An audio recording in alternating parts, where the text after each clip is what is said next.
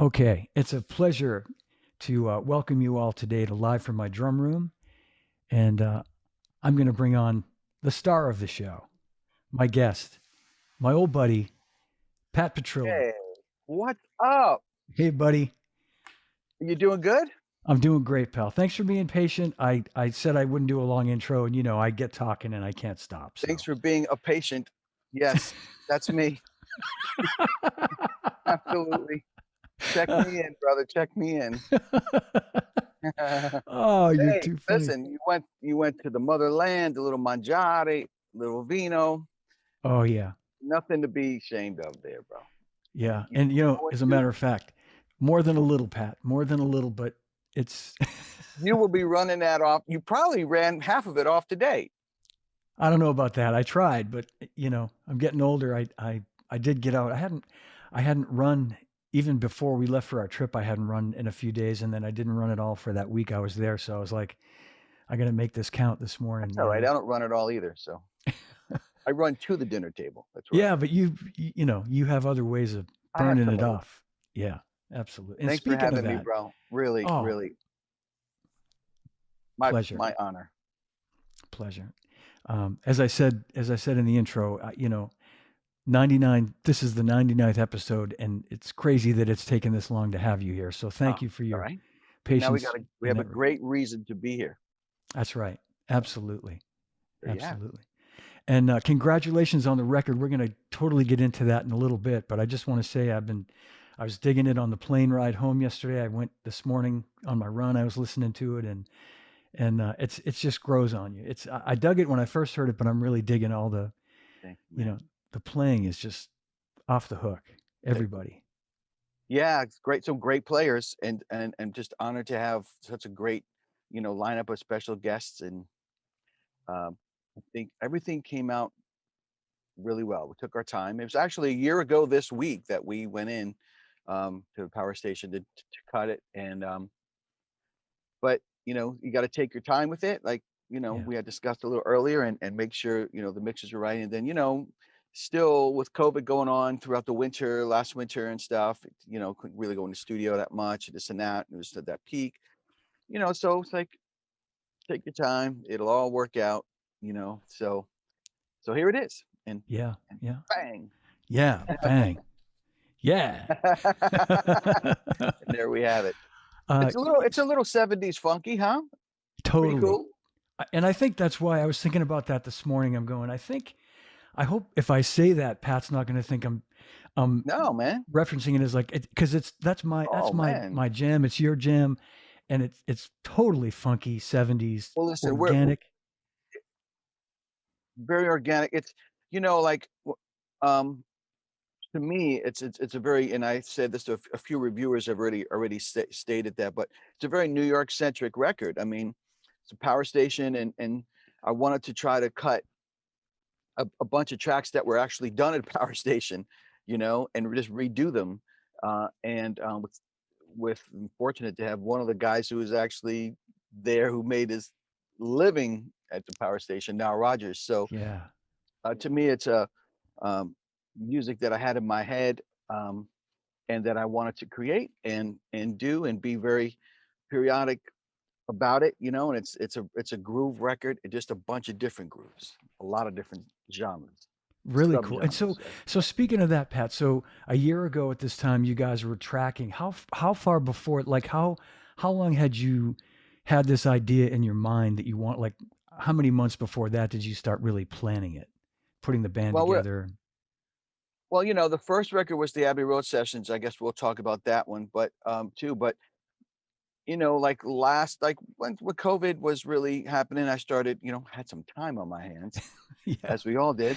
So and we weren't, the the messed up thing is I had some things, before, there's a lot of messed up things about COVID, but right that spring, when we had a few things that were starting to roll with gigs and stuff, and it's like, okay, so much for that. So that's pretty much when it started planning. Is let's do another record, and I'm just, first of all, want to thank everybody that contributed to the Kickstarter on both records, the Abbey Road sessions and the Power Station sessions, and because without that support, I mean, the record wouldn't happen, you know? So I Yeah. thank them for making, you know, I guess over the years, people like what I've done and playing, teaching clinics, what have you. So thank you for that. And so we started planning a good year. I started planning a good year before that and arranging, writing, and then started to get the ball rolling. And I guess it started with having Nile on the record because the first track is 48th Street, and I wrote this as an homage to the what 48th Street used to be, as we all Yeah. know. I know you know, Oh and me man. as a puppy, man, like when I was in school, in high school, and then come back from college. 48th Street was a place you went not just to buy stuff, but to hang. There were studios there, right? Everything was there, and it was a great vibe. So I just kind of wrote it as an homage to that, and I had Nile in my head the whole time. So, just futzing around a little bit with some chords and a groove that I had in mind, and put some chords together, some melodies, and then I hooked up with my buddy Chris Fisher, who lives in Baltimore. He's from Jersey and New York, but he lives in Baltimore now. And we went back and forth with some ideas and crafted it, and got it to Nile, and he was like, "Yeah, man, this is great." So when you Wow. hear that pocket, I mean, it's like, okay, this is where it is, and that's Yeah. it. There's no denying it. But I wanted to make it a very New York centric record and get those kind of guys involved who had such a great part of the history of New York groove music. Absolutely. Absolutely. Yeah. It totally it's seeped in like a New York vibe to me. Yeah. That's great. Well, that's great to hear that backstory to that. Mhm. And so when you guys went in and tracked, was the band in there live at the same time more or less? Like you guys were like old school Well, we horn had a little players bit. too? We still had some COVID kind of things happening. Last year we were still, that thing happening. So, I mean, Yeah. Power Station was just starting to kind of get back up and running. So actually, half of the record, we had 2 days. So, based on what everybody's availability was, well, not half, maybe 4 tracks. Um, I cut at my horn player Steve Jankowski's. He cut him and he did the horns, and we had bone and sax cut to this a loop, and so they cut some of the horns in case we couldn't get that in there. So Sure. half of Yep. it was the horns were pre-cut, and then I cut drums there and rhythm section and all that stuff live. And then the next day, then I put like 4 5 others we cut live with the band on one of the days and in Studio C. And I just had everybody spread out. And I used 2 kits. Um, the Ludwig Legacy Mahogany Series kit, which is right over there, Yep. and that's 10, 12, 14, and then 22 by 14. So that was for the sort of like the more newer modern stuff. And then I had a club date kit, which is a 20, um, 12, and a 14, a 20 by 14 kick. But then I had a boatload of snares, which are all Mhm. over there. I probably used 6 or 7 snares. Um, Black Beauty, Acrolite, Supraphonic, Vistalite, uh, ooh, Copperphonic. So I kind of bounced around depending on the track. So I had probably more snares than I did anything. Snare So yeah, sounds so we cut it was over snares. 2 days, and the Yeah. snares were the big thing. Snares sound amazing. I figured there was more, at least more than one. I didn't know you had that many. Hey, Dave Abraziz, good to see you, brother. I was going to ask you, was, and I'm trying to remember if it was Hey Pocky Way, but one of the snare drums as I'm listening, it's like my AirPods while I'm running, and I'm thinking it sounded like a Black Beauty. What I think a It Black Beauty was sounds. a Black Beauty. It was a Black Beauty on the Ludwig Club Date kit. Yeah. It was a Okay. Black Beauty. Yep, detuned a little bit, warm, rich, Oh fat. man, killer. Yeah, Yeah. thank you, And man. yeah, absolutely. And so cool that you did it in this legendary room that is just like so many great records were made there. You probably can't make a drum sound bad, I'm thinking, but Not at you all. know, Not at all. And one of the there's a bunch of side stories to this. So Nile Rodgers cut a lot of the chic stuff there and in that room. yeah. So there's that. But then I wanted to do like New York artists covered by our band in a foreign band vibe. So I couldn't think of anything better than Billy Joel's Big Man on Mulberry Street. Yeah. So Liberty's groove on that is so incredible, right? It's the back shuffle thing. Yeah. Yeah. And you know, talked to Liberty a bunch about it, and I was like, man, listen, I want to pay homage to this, and I just can't thank you enough for what you provided groove wise on this song. We're gonna arrange it for horns and stuff like that. So we were talking, and I said, he said, well, what room are you in? I said, we're in C. He goes, that's where we cut it. Isn't that crazy? That's crazy. More crazy. My engineer was Roy Hendrickson, and you know, when we were doing it, he was like, listen, man, I was a puppy. I was a young guy. I was on that session. He Like was as a an second assist engineer or something, he or was an assistant engineer, yeah. and, and he remembers being in Liberty was like, "Yeah, man, I remember being in the room. I was up on a little riser and everything, and the room sounded great." So not only did, I hopefully paid and did it justice, but we did it in the room using one of the same engineers, and so that's the beauty of it. That's what I wanted to create, you know what I mean? Yeah. So, and then he got it to Billy, and Billy said he loved it. So, check mark. Oh, oh man, come on. It doesn't get Yeah, any better than that. he Yeah. says right on. So that was really beautiful, and Liberty is Liberty. He's just a great Yeah. drummer, great groove player, and that was an homage. So there's two right there. That's great, man. Now we just got to get Ringo Man, to hear it, and well, I don't know. yeah. We'll see. We'll see. I know he's a hard man. Hey, by the way, well, Pat, let's you and I keep a mental note of um, remembering we want to give away a couple things, and I don't want Oh to get to the yes, end of the show, and we'll look at some of these.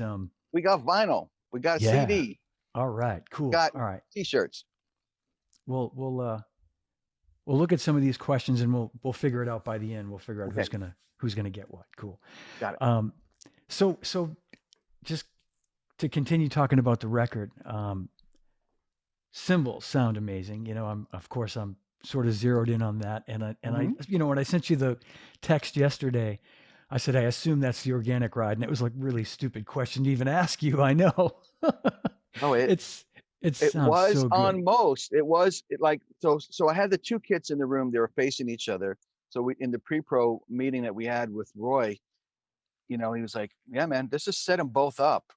I was like, "Well, okay, yeah." He says, like, "It's not like we don't have enough mics." I was like, "Okay." And so we set them up like this. One side. I don't know if anybody's ever been in Power Station C, but it's the same as A, just not as big, but you could definitely fit two kits in there. So on the kit that had the more modern stuff like a 48th Street and on uh, Black Cow and a few others, I used that kit. Organic Ride. In terms of crashes, it was mostly I had Carope 18 crash. I had a 16K dark crash. 18 the new redesigned yeah. Well, I keep forgetting A Zildjian or the Avitas or the no, the K, the special dries, the new oh yeah, special yeah, yeah, dries, yeah. and a couple of 14 and a 12 splash. But then on the other kit, which was more retro-y, was the stuff that Paul made for me for the Abbey Road sessions, which was the Avitus with the 20 with the rivets like Ringo and the 18 and Yeah, 15-inch hats. And then I probably used the 16K uh, dark crash as well. But that was it for that, for more like the retro-y stuff, like for sure. Pay Yeah, Pocky Way and for Asbury Days, for those kind of tracks. So a couple different things, yeah. So yeah, while the organic definitely can handle it, I wanted that little bit more washy, sizzly thing, not as much articulation. yeah. You could hear that for sure, and then those like the tunes where you were playing the bell. I mean, it was so perfect. And It's what's so beautiful about the organic ride is, you know, this. the way we tweaked it and working with Paul on it is like the bell is there, but it's not obtuse, it's not, No. it's just perfect. And I think the biggest honor with the organic ride that I got was when Sweetwater put it in their studio package. So Wow. when you go to sweetwater.com and you want to get a studio Zildjian studio package, they put the organic ride with a few Ks, I think in an A or something. That's like, this is like the perfect studio setup, because it's a great studio ride. Because it's got just enough wash and you can crash that thing and it doesn't Yeah. really get out of control. And it's not an ugly crash. It's No, not, not at all. it's, No. you can get a crash. It's like the whole trend of with cymbals of being trashy and funky and nasty. I don't want that all the time, Yeah. man. I want Yeah. a nice, nice, beautiful sounding, no weird, you know, uh, harmonics that kind of like you can after you crash, you hear that Right. thing. Right. You just hear this beautiful, lush crash, and it's dark, but it's perfect for the studio. It really Well, is. you spent a lot of time working on that. I remember you coming with the idea and it, you know, through, tweaking this and tweaking that and it finally being what you wanted and Well, man, it was a great thing, but it was like out of the blue. I mean, it was 4 or 5 years we worked on that thing easily, and they sold every time Paul made and you guys went out with it. It sold at every little show or every PASIC, everything, and it instantly. sold. Yeah. And so one day, I don't know what I was doing, practicing or teaching or something. And it was like, oh, it's cool. It's Paul. What's up, man? He goes, yeah. So it looks like we're going to put this on the line. I was like, what? I came out of like That's nowhere. And then you reached out to me, and then the whole thing started rolling. And it was one of their best-selling symbols, that's great, man. I'm so ride happy for you. And cymbals. by the way, Thank you. everybody watching, I've been off the payroll now for 10 years from Zildjian. So Yes. this is you know, this is Mm. pure and what am I trying to say? But basically No it's not an plugs from ad. you, but it's Yeah. okay with me. Yeah, Yeah. yeah. And I'm happy to plug them, but it's for real that it's such a great symbol and it's Thank you, bro. so We're working successful. on working on a little brother. We're working on a little brother. All right. You mean you and Zildjian with a symbol? Me and Zildjian. Oh yeah. Dag, yes. Oh, that was not good. Yes, But no, no, but a bouge. I'm just gonna like, all right. I don't know if I should or shouldn't. Whatever, whatever. So look at that. so this is what I'm working on is the crash ride. It's a 19, the little shallower. For those of you who have the organic ride, you can tell it's nice bell, but it's not quite as pronounced, as the organic. As the Fantastic. organic ride. So this will be more of a crash ride. A little bit more crash than ride, but Yeah. still great articulation. And then we put a couple of little divots in it. I don't know if you can see those, Oh yeah. Yep. just to give it a little funk, Yeah. just a little funk. Beautiful. So we're All right. working on that. Who knows? It Well, may that's not great, ever man. see the light of day, but as I said with the organic ride, I got one. So I'm happy. So, Oh, man, that's but great. thank you for all of that. Well, I've already seen. I'm going to pin this question we have from Joe Goldberger asking about your P4 practice pad. So we can come back to that. Yep. If we can, I'm going to pin that just so we can come back to that. But uh, oh, Dave Abraziz, that is a great ride symbol. Cool. All right. Oh, Good to see Dave, you. thanks so much, man. I'm a big fan. Yeah, man, me Peace, too. man. Big He's a fan. good dude, that Dave Abraziz. He- I want to know what part of Italy his family is from.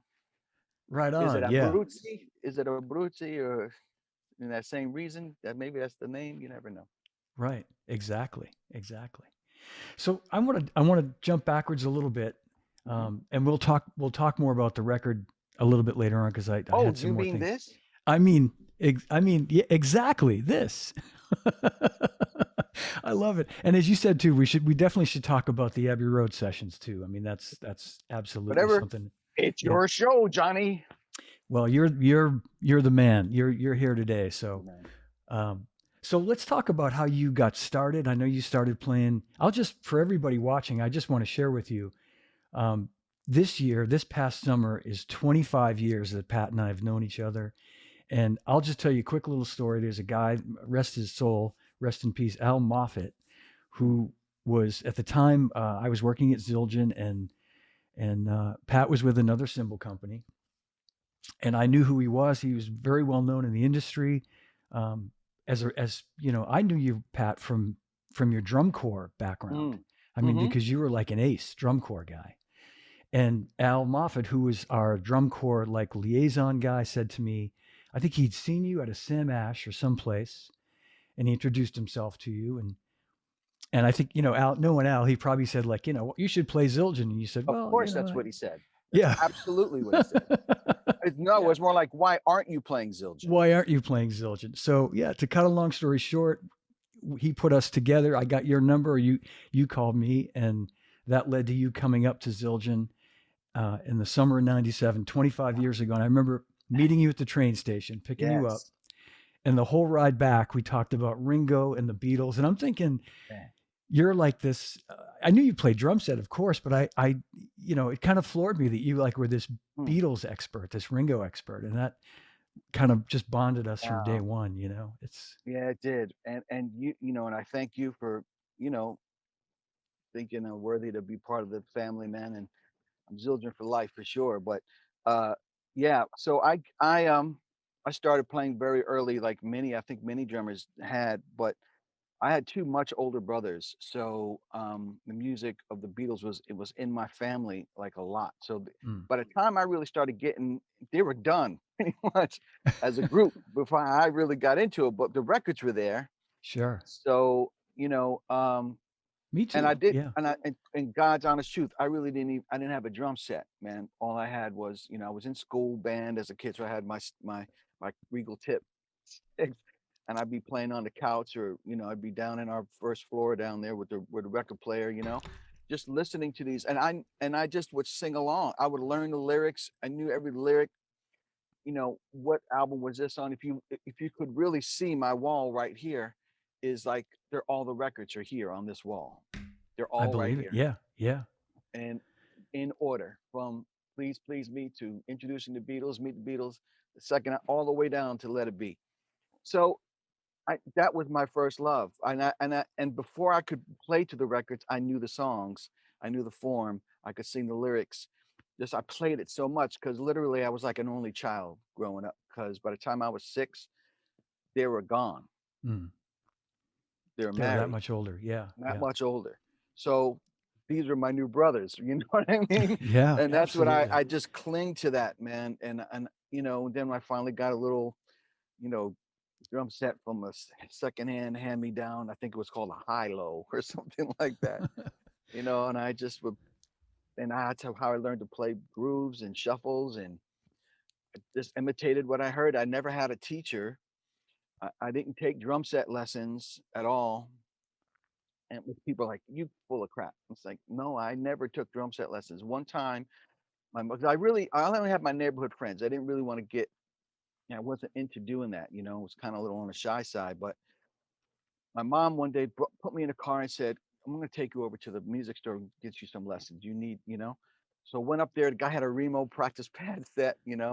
Said, play me what you know. So I was like, doom, that's, doom, that's, doom, that, you know.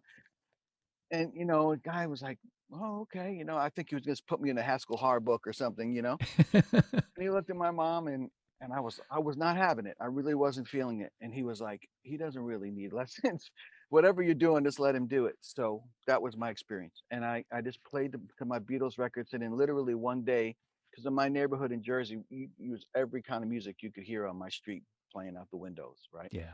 And I literally went from Ringo to Clyde and Jabbo in one afternoon. So for morning, I'm playing, I don't know, could be playing anything off one of the records. And I went down and bought my first James Brown 8 track. And from then I'm playing like doing it to death. And I'm like, oh, this is a different kind of shuffle. Okay, Yeah. I Yeah. got Yeah. you. And then the fat back beat and all of that. So I was a self-taught drummer on drum set. And then I got involved in drum corps, and that's when I learned more rudimental stuff. But nobody taught me drum set till I got to college and I started studying jazz. I did not know that. Mhm. I assumed you were one of these guys like Tommy Igoe that just, you know, started playing really young Mhm. and, you know, lessons. And so that by the time you were a teenager, you had crazy chops Wow. and wow, Mhm. man. Wow. And, you know, and I always have to go back to my roots because, you know, at some point we all ask ourselves, what kind of drummer are we? What am I? Yeah. Where am I from? Like, what moves me to play the drums, and that's your impetus. But that's not who you are and where you're going to go unless you open up your ears and want to expand. So I am Beatles and Ringo to the core because I could sing the songs, I know the beats, I know everything about it, you know. And but then I expanded my knowledge because I heard all this different kinds of music, and then I heard Parliament Funkadelic, and then I heard Stevie Wonder, then I heard Weather Report, and then it's like, oh wait, and then Gad who? Oh yeah, oh yeah, okay. Yeah. And then that's how I learned. My father was not. Nobody in my family was a musician. My dad played the radio. All right, Yeah. that's about it. That's what he played, and nobody had any inkling of musicality except my brother in front of me. He played some guitar, so he had a band, and they had 3 chords, and, that was that. Yeah. But anything I learned was just, and I thank God for just having an ear for music and just gravitating to it, and I let it seep into my DNA. So, it's a blessing to have, but I never had a teacher, and that's, right hand of God, I know, I believe you. I So never had a Pat, would teacher. I believe you, man. And what would you say that was like listening? Because I see a similar, I see a parallel with how I started too, like with the Stones. And was it the Beatles' music that sort of made you interested in playing the drums? Like, Yes, right? Okay, that's same with yes. me. It wasn't like I mean, as a kid, I saw drummers on TV and I always thought it was cool, but it was like that music.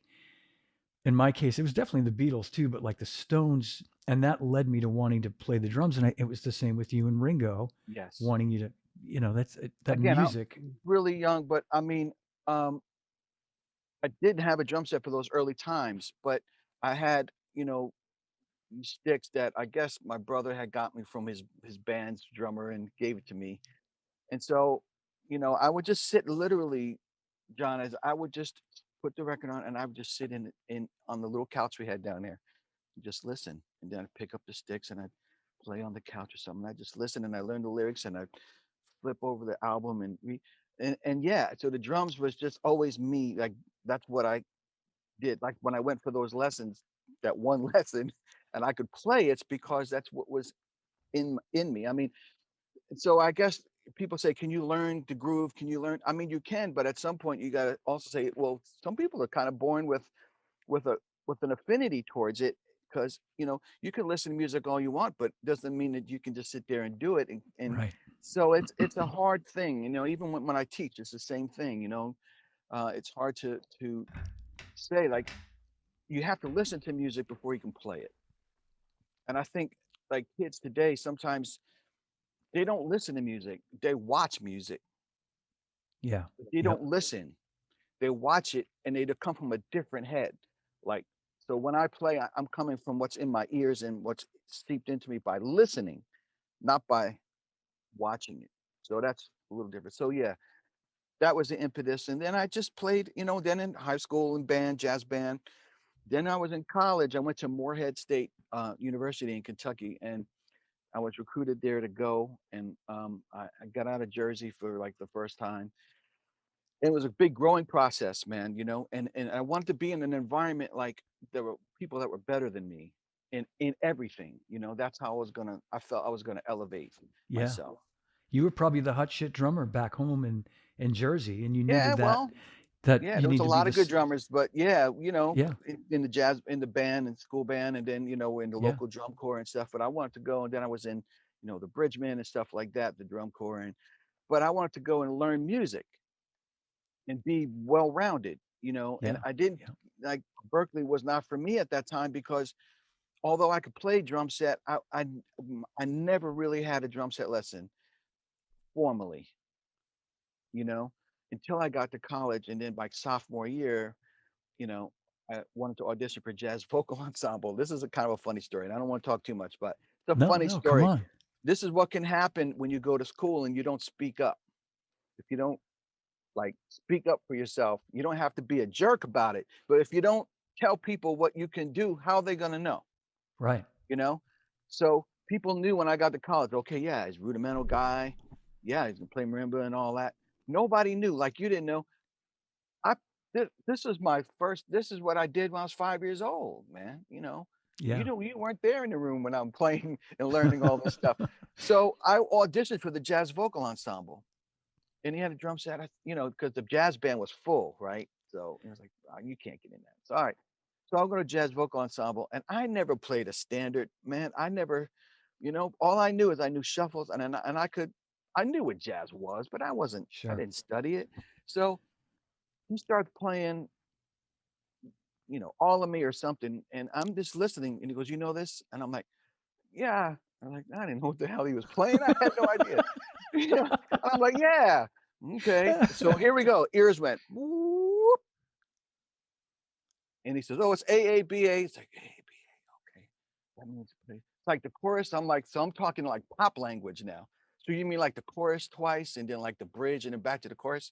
"Yeah, yeah, yeah. That's what it is." Wow. That's all I knew. Yeah. So I'm hearing the jazz. I'm like, "Okay, that's the chorus. Okay, got it. Oh, okay, he did it again. It's 8 bars. Okay, cool. Bridge. All right." And that's how I learned. And then after the audition, he goes, "Where you been the past year? Where Oh, have you man. been?" I said, "I've been practicing marimba and vibes and all of that stuff." He goes, "Well, you're in my band now for the next however long you're here." So I did Wow. that. Then I got in jazz, and that's how I started learning. Then I took formal drum set lessons, and then things started snowballing from there.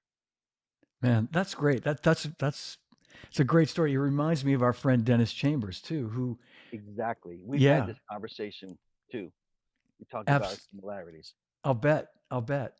'Cause Mhm. same, same thing, man. It's just like it's and I gotta think with your students, you probably can't emphasize that enough to kids studying with you that the You can importance see, of like, I listening. have a nice room here, my stuff here with my videos set up, but then I have another, like, a little kid over here. I got a big ass speaker in the corner. And I got my CD player right here. That's a DJ CD player that I can speed up and slow down. Oh, yeah. And it doesn't matter what we're working on. There's a play along track where we're listening to James Brown, or we're listening to the Beatles, or we're listening to Tower Power, or we're listening to Earth, Wind and Fire. We're applying that to music like from jump. And especially with some young students that did, like I said, they watch music, they don't necessarily listen to it. Yeah. Yep. So, and adults, I got adults, pros, semi-pros, whatever come in, and we're working on something. I'll just put the track on and say, "Okay, let's go." And they look at me like, "Well, are we going to do this first?" I said, "We're going to do it with the music. Yeah, let's go." You know, it's got Yeah. to be Yeah. about the music. You can't be what you see on the page is not the music. Right on. And would you say, Pat, it's I shouldn't say because of this, but it's kind of a different time now from when we started playing and like there was a time when you absolutely could only listen to music. You couldn't really watch Yeah, it and so you were forced really to yeah, listen and now you kind of have these other I mean you can be absolutely. distracted more easily now to not listen. Yeah, and it's totally about listening. I mean, listen, all the great jazz drummers, Yeah. Blakey, we could just go on. They're Yeah. not formally trained drummers, really. Just listen, and Yeah. that you have that gift of listening, and then imitation is how we learn, and that's how I learned a lot. So Yeah. I'm glad, and this is another thing. Like when I'm recording, like people ask me this question. I did another podcast last night. "Hey man, how much did you really practice for this? Did you really shed for this record? Like, were you working out parts?"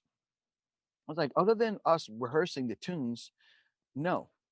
Um, I have what I have over the years accumulated, and if it's not there, it's not there. But what's there is there.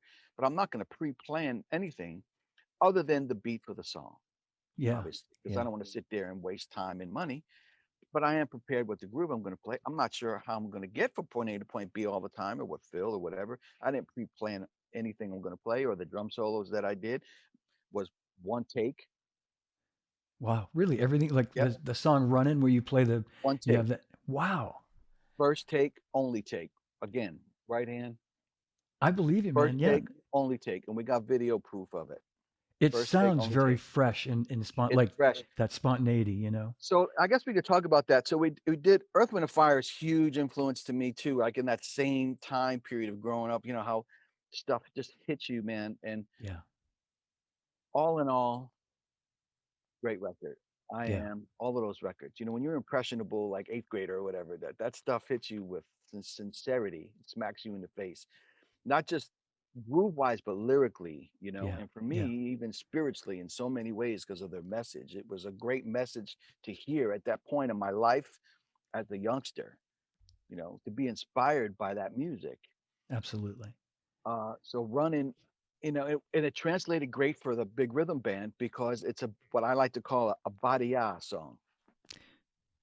Body song. Badia, you Yeah. know, Oh it's yeah. Earth, Wind, Yeah. and Yeah. Fire Yeah. lyric. Absolutely. Badia is Yeah. a real lyric. You probably look it up in Google and you say Yeah. it's Earth, Wind, and Fire lyric that you know, and it's everywhere, right? So it's not a vocal tune. It's a Badia tune, right? Yeah. So all of that stuff translated really well. So I worked on the arrangements with one of the guys in the band, and to me, everything it's got to sound like the original as close as possible because you're taking vocals or non-vocals. People got to relate to it. It can't be a hokey arrangement. And you know, I'm not going to name any publishers, but you know, you get some of these arrangements and it's really kind of not great. You know, they're kind of like a little eighth grade band stuff. So we did all our own arrangements. So we got through the song and I told the guys before we cut it, I was like, all right, I'm probably gonna punch the solo. So, you know, when we get to that moment, then we'll probably stop and I'll probably punch in a solo and then I'll just bring you in with a six-stroke roll fill, boom, and we'll just finish it out. So, you know, you're in the moment, you're playing, everything was great. We did the slow down and everything and boom, boom. And then I just closed my eyes and played. And I think that's just what you should do in that moment. Yeah. As you're feeling it, you play it. And I know that's what all the greats have done. And I wasn't going to do anything different than they did. I wanted to just come out. And if it sucked, we did it again. Right. That's all. It's just a play from my heart of what I was at that moment, you know.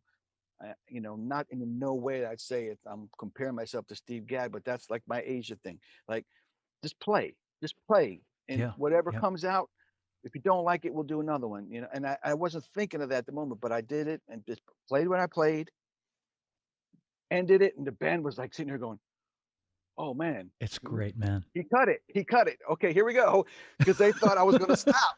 Yeah. So I Yeah. went, 1, 2, boom, skadagadoo, okay, and Yeah. they're like, "All right, here we go," you know, Oh and I was man. like, "That was it," and so I did not punch, I didn't do anything, no punch, no first take, so that was Bravo, fun. Pat. It's great, man. It's a just for everybody watching. If you got to go out and get this record. There's so It's on many. all streaming platforms. Yeah, yeah. And when we talked the other day before I left for my trip, we had that conversation, and you were saying, yeah, I didn't want to make it's not really a drummy record.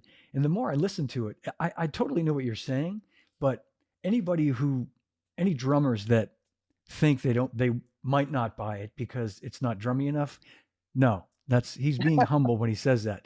There's some great, great, great drumming. I mean, besides the great grooves, that song is a great example. There's lots of tunes. Hey Pocky Way is Mm, like, to me, like that's as drummy as you ever have to be. mm. Like that's just some Thank you, man. serious shit going on there, Well, the man. Hey Way now there's an example of okay, that's not maybe the a New York vibe tune, but, you know, like, again, you're talking about a groove potpourri, right? Yeah. So and I love New Orleans music, it's so special to me in terms of the history of the drum and the history of our American music, and I've studied it so much. I mean, went back when I was a student at the collective with Ricky Sebastian and studying with different guys, and then he turned me on to listen to this, listen to that, listen to, you know, all these different people. So I learned in you know the difference between a second line and a Mardi Gras Indian beat and a Zydeco Cajun. So I learned all of that stuff, soaked it in, listened to it. So it's kind of seeped in. So I wanted to do that. I found an arrangement that I bought the arrangement. We had a rehearsal. We played through the arrangement, and it's like, okay, so far so good. And we get to a couple parts. It's like not so good. Let's keep going. Okay, all right, yeah, well that's hokey. We're getting rid of that. And we kept on going, but it had good bones. Yeah. The Yeah. arrangement had good bones. And I said, all right, let's just massage this a bit and let's take this out. Let's revoice this. I'll put a little solo in here. We'll take this. You know, I needed some slide guitar. Let's put a slide guitar solo in there. Don't do those corny backgrounds in there. Take those out. You know, stuff like that. So we kind of massaged the arrangement a bit, and like, that was no click. Okay. That was no click. Okay, that was I was fortunate. I asked Sergio Bellotti to come come down and record. So he came down and played some percussion, and he was just tambourine. I counted it off, and he was saying, Oh you man. know, and I said, "Let's go." No click, we're off and running, and it's just got to come from a deep, deep place. So that was a lot of fun. I love the track, and it's my homage to the great drummers of New Orleans. Yeah. The great grooves. Beautiful. It's a beautiful rendition. I've heard it played many times by many other great drummers, Mm. and you're right alongside all those great guys I've heard play it. I mean, it's you played it exactly with that authenticity of the whole. It's really authentic New The Orleans street sounding. beats. Yeah, and again, that's a little bit of like, like my rudimental thing, right? People know me, "Hey man, I bought your video when I was a kid," it's like, "Great, make me feel old. Thank you very much." But all the rudiment stuff, and play that, you don't play it like as precise as you would in a drum line and stuff. You got to be, and I'm fortunate that I grew up playing a little bit more looser and open in a drum corps thing that I did. So, really open rolls, some buzz flams and stuff, and all that stuff's gotta be organically right. It can't Yeah, be like, yeah, you yep. know, It's got to have definitely. a little garlic and a little Yeah, macaroni on man. it. Yeah, yeah, exactly. No, Man. and I'm you and Tommy. You guys are a lot alike in many respects, and different at the same time. But you guys remind me of each other in that you've got that rudimental background, but you can play all that incredible stuff that you learned maybe through your drum corps years, but you can Mhm. apply it to the drum set very Mm. um, like you just said, it's organic and It has to come out organically, yeah, and but I it's think I can remember being in drum corps, and maybe all of us can remember the time that we first heard Asia, yeah. and if you haven't, then you need to.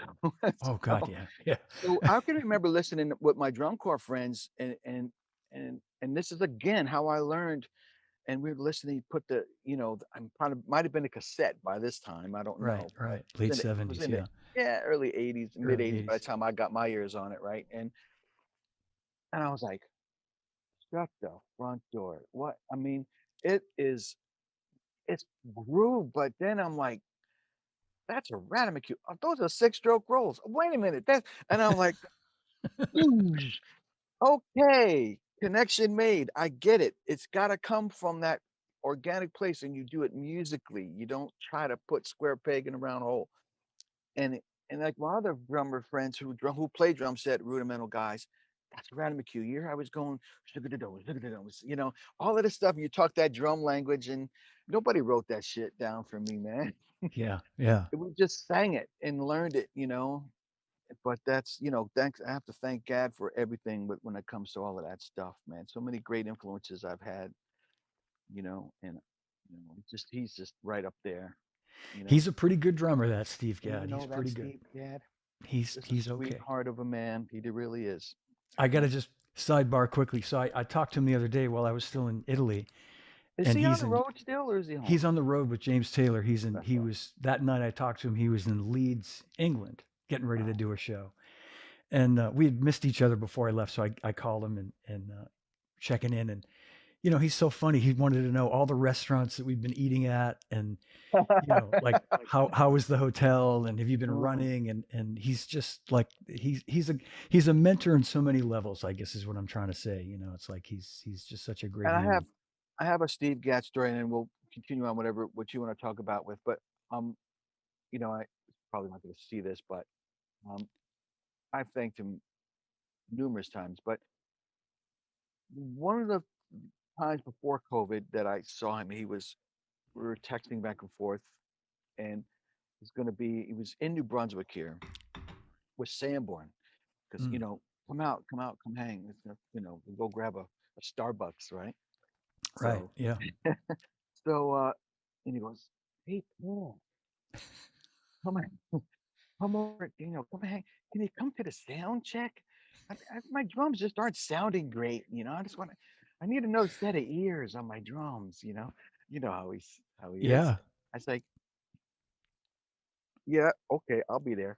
So we get to the theater, and his drums are set up, and he's hitting the drums like, man, why do they sound so boxy? And I'm looking in, there's all kinds of blankets and stuff is stuffed into bass drum, and I'm like pulling out like the old clowns pulling the thing out of their sleeve, and I'm pulling the stuff out of the bass drum. I'm like, Steve, this, do you know that this is all? I don't know, man. Really? I was like, I don't really think there needs to be all this stuff. So I'm doing that. And I said, well, sit down and play. So he's playing, and I'm like in heaven because it's my man's in front of me and he's playing. And I could hear the tom bottom heads are loose and this and that. And I just put a little bit in the bass and goes, oh, that sounds great, man. That's it. That's it. And the bass drum was sounding good. And I said, I said, do you mind if I tweak the no, no, no. So I had to tune up the bottom heads a bit and get him singing like I had to get him his sound. You know what I mean? Yeah, yeah. And so we fixed him up, and he's fine. And I'm standing back. I said, I think you like. He goes, yeah, yeah, yeah. That's a lot better. Could you sit down and play them, and I will go out and listen. Oh. I said, no, I won't. No, I was like, okay, so you want me to sit on those drums while you listen to me play? Is Right that's on. Yeah, yeah. so? I said, okay. So and he went back there, and I'm just hitting the kick. So I said, I think you can hear that thump now, and not boxy, and then hitting the toms are going around the drums. Some rolls on the snare. The top head was a little bit. I know he detunes it a little bit, but it was almost like off. So let's fix that. Go around a little bit. Oh yeah, yeah, yeah. And he's just doing that. Yeah, yeah, yeah, yeah thing. And I'm just, is this good? Is this what you like? Yeah, yeah, yeah, yeah. And then I just did one of his, and then I did a couple of my little, I'm feeling a little bit. It's Steve Gadd, So thank him for everything he showed me. And Oh, I played one of his licks, and I did kind of my little variation on that. And let's let him sing a little bit. And he goes, what was that second one you did? How did you do that one? I could totally hear So him doing that. here's a moment and I said, Yeah. well, listen, I just learned this from you. And then all I did was put the bass drum here and did this. It was the same thing that you did. He goes, oh, yeah, that's great. I said, well, I couldn't do this if it wasn't for you. I know, he's And it such a was that humble guy. moment that was just, you know what I mean?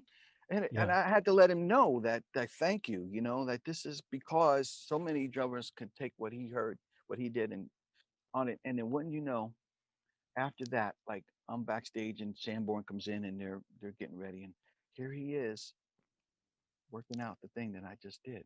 No kidding. And I'm sitting here going, Wow. this is not happening right now. He's That but that always a student. He's just yeah, that guy. exactly. That's Yeah. again a right hand guy. And he's like going, he's doing good. Now, because I was showing him what they were, and it was the same thing you did, just a little different orchestration, little different voicing, putting the bass, and he's working it out and he's learning it. And I'm like, that's what it's all about, man. Exactly. No, That's that's it. I totally believe that's exactly him. And he loves you. I don't have to tell you that because I No. remember this was 10 years ago because I know it was my last PASIC at Zildjian was 2012 Yes. and it was your birthday. Your birthday's Hmm. in November. I know that. Hmm. And you had a Yep. clinic on your Yep. birthday. Yep. And I was going to Yep. come by. I said to you, come by and see you before the clinic or I'll be at the clinic. And Yep. I had a Starbucks with Steve that Yeah. morning, and I said, I want to go. Pat Petrillo is doing a clinic. Let's go. Yeah, come on, let's go. And he came with me. Such I a good remember guy. that, and you were like, I saw you, and I'm thinking, I hope this doesn't freak Pat out because it would freak Oh me man. out but you were so happy to see him, Oh and man. we took a nice picture, and Yeah, it but was great. yeah, It was great. yeah. I thank you so much for that. And it's Oh just, yeah, man. you know, it, you'll just get a text out of the blue and just, hey, that's going, whatever. And that's Yeah. just the way he is. But I thank you for all of that. So that's my big, Oh, that's beautiful. long-winded Gad story. But that's those of you who know Steve, that's who he is. And any great drummer, that's who they are. That's who they are. Exactly. That's Yep. who they are. They're not like guitar players. Like, no, you're not showing. I'm not showing you my licks. No, no, no, no. Right. Drummers are not like that. I could We're see different. Steve Smith being exactly the same way. Like Absolutely if he is. saw you And play something, yeah, he'd go, "Show me that." yeah, yeah. Yeah. And Peter Erskine, I had the joy of studying with. I mean, and I'm going to show you guys something. I had the joy of studying with Peter at the collective. I took a master class with him, and then I asked him. if I could study with him, and I had to play for him first. And he goes, yeah, okay. So then I went up to his apartment on 23rd Street, and I recently found all my lessons with Frankie Malabe and Peter on cassette that I am now transferring over. And I had a similar moment with Peter when I was taking lessons. I recorded everything, and he was breaking me down, man. And I was broke down, and he really honed me in on my timekeeping in everything, not just jazz. And then, he goes, all right, he wanted me to play, and let's play a little bit. Let's see what you got, and I started doing some of my little gaddly licks. And how'd you do that? Show me that one. And I have it. I have the proof. He says it on cassette. Any great drummer will do that. If I see somebody, even online or anybody do something like, man, that was cool. What? Yeah, Oh, I see what you did. And that's how we learn. That's that's really how yeah. we learn. I'm going to quick Peter story.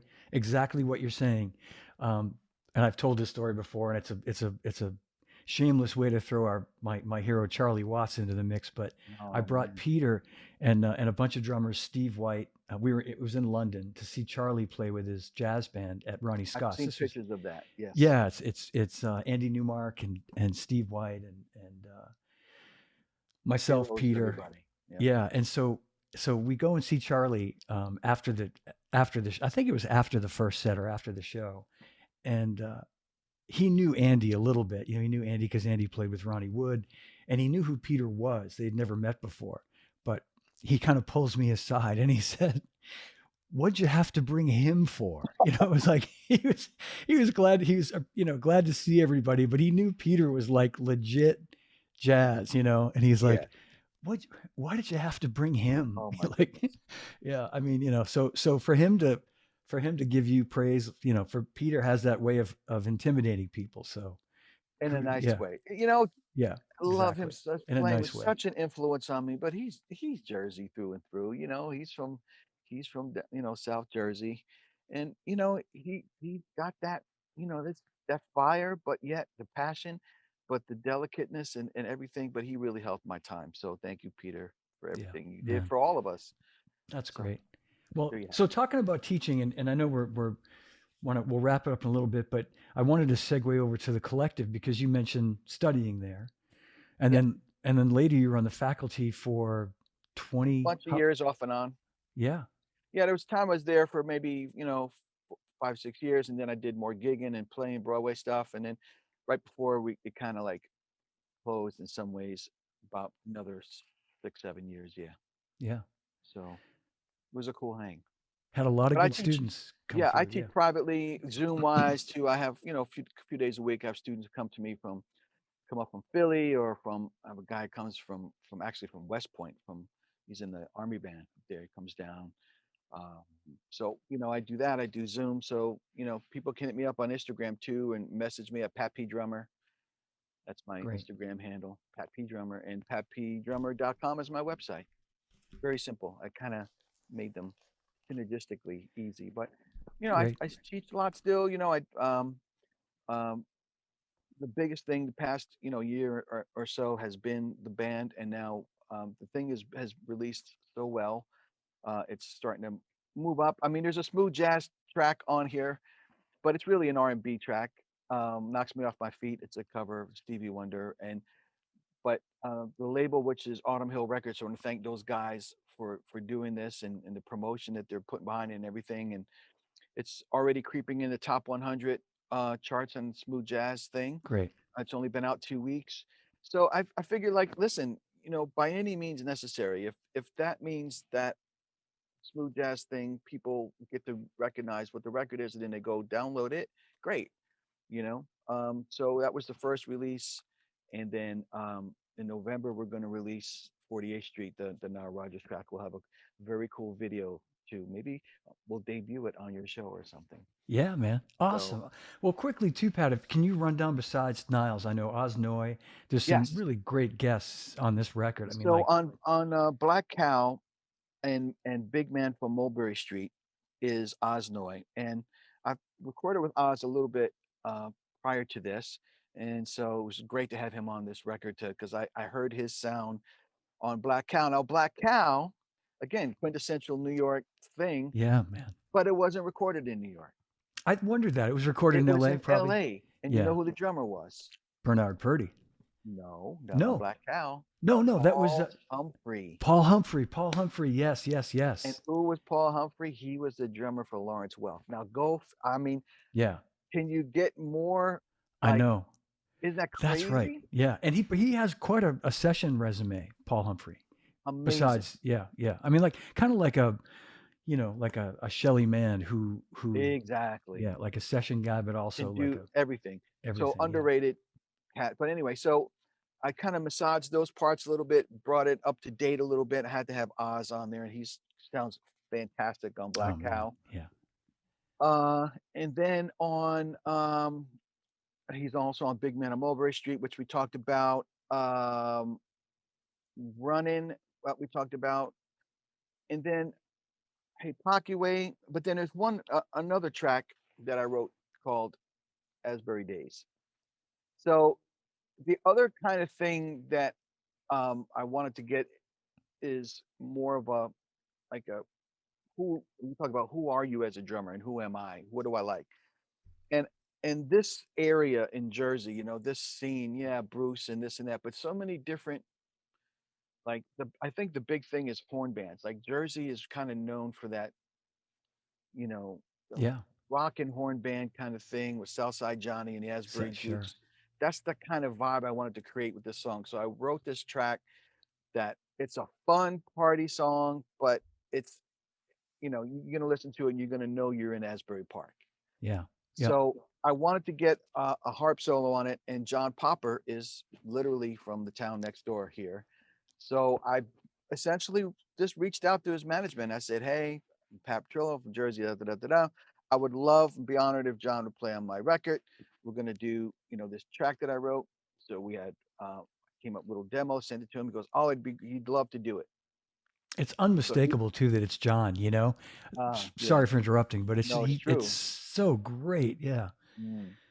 So he blew a solo on it, and then I have a lot of guest guitarists. That's sort of the rotating theme on the record is, between Nile Rodgers and Oz Noy. And I had BD Lenz. I want to shout out to BD Lenz, guy who's from this Jersey area too. Great, put out his own records as well. But I got Felecia Collins to play on this one, and she's on the Letterman band, and just a great, yeah, rock, grooving rock guitar player. So she covered the melody that I wrote. So Asbury Days is a lot of fun, and DAZE, as a matter of fact, because I like to just, like yeah. you like to go to your beach up there. Like there's days I just need to get in my car a half an hour. I'm in Asbury Park and I'm just chilling. I'm That's just like beautiful. on the beach. Man, I just got to relax, and that's the way to do it. I think everybody needs that no matter what. You got to refresh your soul and your spirit and your ears, and you got to turn off sometimes. yeah, And then what else do we not talk about? Oh, so there's got to be a Beatles cut, right? So gotta be. it's like, all right, what I wanted to get a vocal cut on this one as opposed to an instrumental. So I asked my buddy Glen Burtnik, who I've known actually for many, many years. His brother and my brother were in said band back in the day. So his brother and my brother were together, and then he's older than me by like 9 or 10 years maybe. But we hooked back up again, and I did a lot of his solo projects in the '90s, Yeah, early 2000s. And so he sang um, "It Won't Be Long," cut one, record one. And I always thought like this would be a great way to like horn backgrounds and hits. Well, the yeah, yeah, yeah, like yeah. that kind of thing.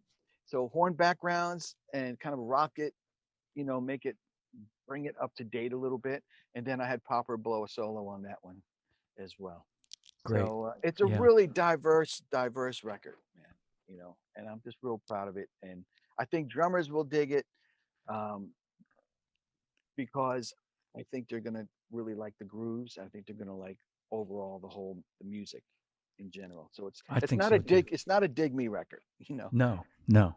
It's not, hey, can we turn that guy off a little bit? Just a little. But there's plenty of dig me moments. That's the great Mhm. thing is that there's plenty there for drummers to dig, but it's not because I think we both know there's only so many people that want a total Yeah. drummer dig me record. Yeah. You know, this is something for everybody. And I think Lenny Pickett is on And it as Lenny well. Pickett, yeah. So on 48th Street, Lenny Pickett blew a solo, and Nile too. It's like Nile's like there's like a thing I had with Lenny was going to blow on the whole solo, and I was like, well, can I solo? Like, duh, yeah, of course you can. So because he doesn't get a chance to stretch a bit like that, So you hear him, even if it's only 4 bars, whatever, but it's killing, killing, and then he just goes back to be a Nile. Yeah. So yeah, so a lot of great players on this, and we have CD and vinyl. The CD and vinyl are on. You can order it on my site, which is patpdrummer.com. Limited edition vinyl. We got a bunch sold. We're not quite halfway. We only got 100 copies, but a bunch of CDs and the rest on every streaming platform. We just blasted it out. And no matter what you listen to, Deezer, Napster, whatever, iTunes, Apple, Amazon, it's all out there. So please add it to a playlist. Check it out. Great stuff. Well, I see a couple of questions here, and Yes. I know we're getting to the end here, but I see Daniel Peterson asked, can you talk briefly about your time in the prep for playing Broadway shows? How much freedom do you have playing in that context? I think that's a great Yeah. candidate for winning one of the Sure. fabulous door prizes. Absolutely. And also there was another great question I saw from. Uh, I know someone had asked you about designing your P4 practice Sure. pad. Okay. Yes, Joe Goldberger, Okay. and Well, maybe I'll one talk more. about, yeah, Yeah. we'll talk no more. I'll talk about the Broadway freedom. You have zero freedom. So the answer to that is zero. So I've never had my own show. Many people have, but I've kind of liked subbing a lot because I do one show one night and then 2 nights later I'll be doing a different show. But you spend more time learning a show and time and effort. If you want to put a value to that, you'd have to play the show like 8 or 10 times to get the value back that you finally, the time that you spent learning the book, to go in and play. So I tended to. I haven't subbed in a minute. I've been too busy kind of getting my band thing together because you can't do like you can't spread. You do everything, too many things, and then none of them really get done really well, right? So Yeah. kind of focus a little bit. So kind of out of the subbing scene now, but you got to just do if you're going in for playing to somebody, you got to do it just like they do it because there's also a lot of politics involved, and there's no room for you to do you there. You got to be that dude. So you go in and play and have a great time and just have fun playing what's on the sheet on the page. Now some fills, you have a little bit more liberty to do couple things. But I tend to do more groove shows. I kind of don't do more percussion shows. So you have a little bit of room, and I'm sure cats like Sammy Marandino will say the same thing. Like if he's looking for a stuff, you got to do what's there. That's it. No more, no less. You got to do what you're supposed to do, and that's the professionalism being on the job. And following a music director, like when I was in Patti LaBelle's band, that was the first time I was really with an actual MD who was like the conductor, who was like, "You're gonna break it down here." And it's like, "Okay, we've never done that before. No worries, we're still here." And following conductor and just doing whatever you have to do to make the gig work. So you have no freedom at all. That's the answer to that question. So, but I played some great shows, man. My first show was a chorus line, the original, and that was a gas, man. And I actually played it all the way up till the closing. I did the second to last show, and what piece of history that was. That was amazing. That's great. I mean, playing any Broadway show to me is like as far as foreign as I could ever imagine. Mm, Like, the discipline, mm. everything that it takes to do that. And you know, tip my Yeah, hat, man. That's like, there's a lot to it, and there's a lot of listen, there's politics in everything pretty much that you do, but you have to continue relationships and develop relationships. You got to have a really thick skin in this business in general. You just got to let stuff roll off you. You can get a note from a conductor who's not even he's like the assistant conductor, and he's giving you a note, about, yeah, bar 30 was too slow. And you just graciously, thank you very much. And I'll, you know, make a note. You can say whatever you want to yourself, but you better keep it to yourself and yeah, not say it. yeah, You got to have thick skin. That's all. But thanks for that question. yeah. And That's a what would great he like? question. Would like a CD? Would like a vinyl or a T-shirt? Yeah, Let us if you're know. still there, Daniel, if you can let us know, or you know what I can do when we're done, we can reach out to these guys and find out, Perfect. get their addresses and all that stuff too. Yep. Um, And the P4 practice pad has been on drum is available everywhere now on Amazon. I just designed it as I was teaching, and I put two pads in front of each other, and I started getting these ideas, and then two levels turned into three levels, and then I researched different rubbers, and it's made here in the rubber's made here in Asbury Park and shipped to Kentucky where it's assembled. I have a manufacturer down there, and then they ship it to Drumeo. So there's a nice little team happening there, and it's uh, you can go if you're a member of Drumeo, you're familiar with it, or you can just go on Drumeo and order it, or it's on Amazon, pretty much anywhere, like one of those online places. And it's just the world didn't need another practice pad, but this is very different. It's yeah. three Yeah. levels and four different surfaces, so it's like a little drum set. I remember when you came out with it, yeah, and you said something like, it's not like the world needed another one of these, but it's cool, it's different, It's it fun. definitely It's has, different. yeah, yeah, It serves a purpose too. it serves a It works purpose for sure. coordination and stuff. You can hear different services. Yeah, So right on.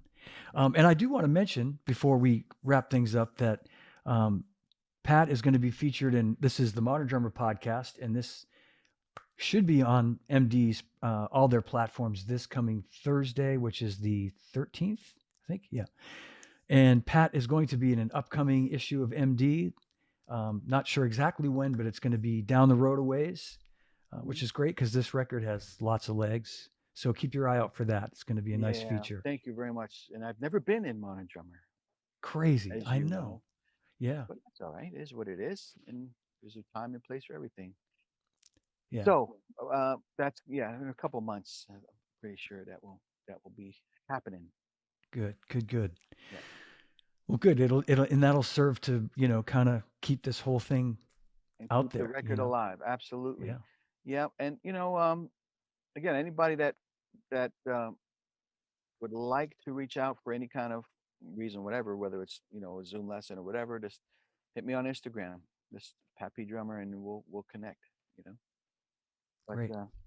you can download it anywhere. Yeah, Any absolutely. Download it. Well, Pat, you were nice enough to send this to me, and I actually downloaded a copy as well do because you have a vinyl player? I You don't don't have do a vinyl? vinyl player. You I don't do don't, man. vinyl? I Okay, I won't don't. I send you a keep vinyl. no. But it's Thank you very cool. anyway. It's I, got the I liner notes in the back. Let me see. And you know what? I got the vinyl that we did is we got the recycled, so every record is a little different color. So that's kind of very cool. cool. I'll bet it sounds amazing on vinyl. Like that's Yeah. We mastered on Ampex 315 tape machine too. I think I mentioned that to you. So it's got that yeah. little thickness to it. That's it, man. That's the sound right there. Yeah. Yeah. And it ain't cheap to do that either. So No, and you know what? And anybody that's looking to do vinyl, be prepared to wait a long time. But I will give a plug to a company called solidmerch.com. Solid-merch, MERCH. I had called so many places and labels like, what are we going to do? What are we going to do? I was like, well, I'm calling all these places. Yeah, man, we're backed up here. Year and a half for vinyl. That ain't going to work. One company, I think down in South Jersey, said, you know what? Try this company called Solid Merch. Call them up, and they manufacture them in the Czech Republic, and they do short runs. great. We're only going to do Yeah. 100, just short runs for like a 8 to 12 week turnaround. That's amazing. We Yeah. just got them in last week, right before the release. Amazing, and it sounds great. Wow. Sounds great. So my worry was the record's going to show up like on a like thin.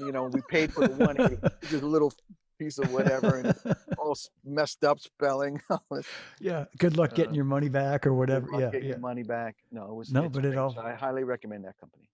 good deal. Good deal. Well, Pat, man, it's been awesome, a pleasure, an honor, a My blast. my pleasure. I thank you so much. Thank everybody so much for watching. Thank you all. This has been a blast, and I want to thank Pat once again for being here today and congratulate you on this Anytime. great record. Thank you, bro. Thank you. Yeah, yeah, fantastic. So And as happy Ringo for would you. say, peace and love, peace and Peace love. and love. Peace and love.